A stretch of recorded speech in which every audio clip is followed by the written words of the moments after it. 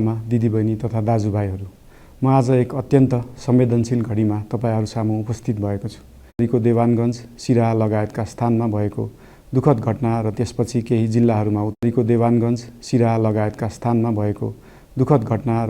केही जिल्लाहरूमा उत्पन्न अशान्त वातावरणलाई लिएर नेपाल सरकार पूर्ण रूपमा गम्भीर र संवेदनशील छ।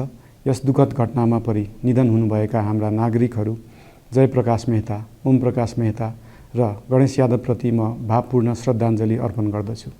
साथै शोक सन्तप्त परिवारजनहरूमा नेपाल सरकारका तर्फबाट गहिरो संवेदना व्यक्त गर्दछु।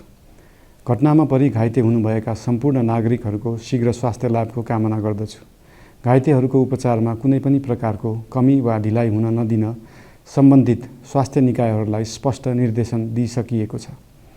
घटना भए लगत्तै सबै सुरक्षा निकायहरूले तत्काल घटनास्थलमा पुगेर परिस्थितिलाई सामान्य बनाउने, थप अप्रिय घटना हुन नदिने र शान्ति सुरक्षा कायम गर्ने प्रयास निरन्तर गरिरहेका छन्। घटनाको निष्पक्ष छानबिन गरी दोषीलाई कडा कानुनी कारबाही गर्न गृह मन्त्रालयले छानबिन समिति गठन गरिसकेको छ। म सबैमा विश्वास दिलाउन चाहन्छु कि यो छानबिन पूर्ण रूपमा निष्पक्ष र पारदर्शी हुनेछ। घटनामा संलग्न दोषी जो कोही भए पनि कानुनी दायरामा ल्याउन सरकार प्रतिबद्ध छ। अवस्था थप नबिग्रियोस्, कुनै पनि नागरिकको जनधनको क्षति हुन नपाओस् र स्थानीय स्तरमा विश्वासको वातावरण बनोस् भन्नका लागि नेपाल सरकार निरन्तर क्रियाशील छ। परिस्थिति सामान्यीकरण गर्न केन्द्र स्तरमा सर्वदलीय बैठक आह्वान गरी गहन छलफल गरिएको छ। स्थानीय तहसम्मै जनप्रतिनिधि, नागरिक समाज, विभिन्न धार्मिक गुरुहरू, समुदायका अगुवा तथा सामाजिक व्यक्तित्वहरूसँग निरन्तर संवाद भइरहेको छ। स्थानीय स्थितिको प्रत्यक्ष अनुगमन गर्न, पीडित पक्षसँग संवाद गर्न र शान्ति सुरक्षालाई थप सुदृढ बनाउन गृहमन्त्री स्वयं सो स्थानमा पुगिसक्नु भएको छ। साथै देशको समग्र शान्ति सुरक्षाको अवस्थाबारे गम्भीर समीक्षा गर्न राष्ट्रिय सुरक्षा परिषदको बैठक बसी परिस्थिति अनुसारका आवश्यक निर्णयहरू समेत गरिसकिएको छ। यस्तो संवेदनशील घडीमा सामाजिक सञ्जाल वा अन्य माध्यमबाट असत्य, अपुष्ट सूचना, अफवाह, घृणा फैलाउने सामग्री वा समुदायबीच वैमनस्य बढाउने अभिव्यक्ति प्रचार प्रसार नगराउन अनुरोध गर्दछु।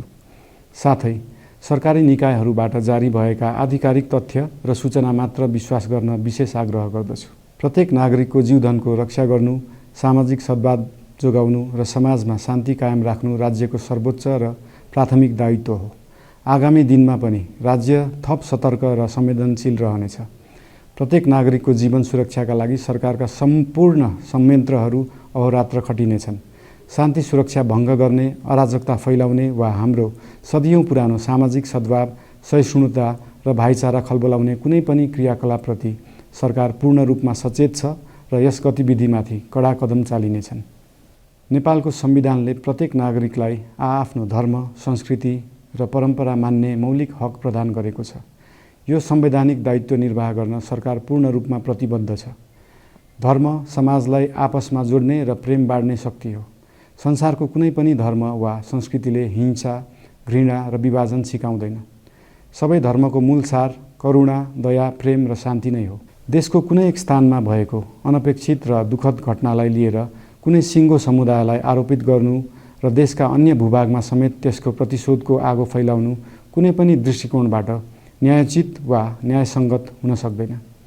आदरणीय बुवा आमा, दिदीबहिनी तथा दाजुभाइहरू, हाम्रो इतिहास साक्षी छ कठिनभन्दा कठिन र अप्ठ्यारो परिस्थितिमा पनि आपसी एकता, सहिष्णुता र विवेक नै हाम्रो सबैभन्दा ठूलो शक्ति बनेका छन्।